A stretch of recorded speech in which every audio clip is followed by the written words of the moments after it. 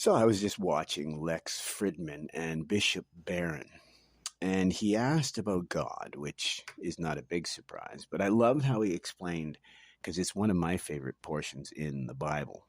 And so I'm just going to share it, how it has such a beautiful universal message, but also why I love the King James after a long period of study and trying other translations. I've come back to the King James, and I'll explain what I mean.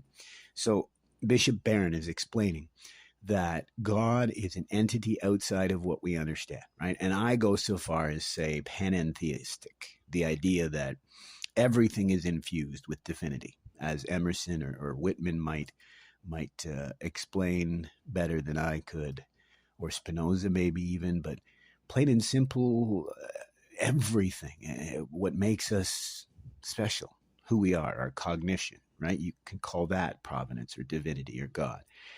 But Bishop Barron used in the Bible when Moses said, well, who should I say sent me to his people, right? Like giving me these laws, these commandments. And he says, I am that, right? In Hebrew, and pardon my pronunciation, Esher Esher. This idea that I am that is how it's sometimes translated. But here's how I would put it. I am all that you can survey.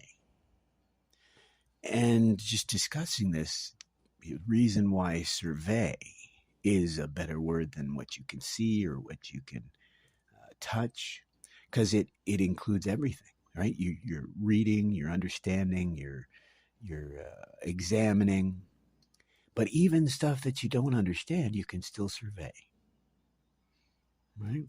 Whereas looking upon the face of something in English means facial, just surface examination. Whereas in Hebrew, the face meant what was on the inside, the interior. So a deeper understanding. But I love that definition because it's exactly the same as in Sanskrit, tvam asi. I am that, right?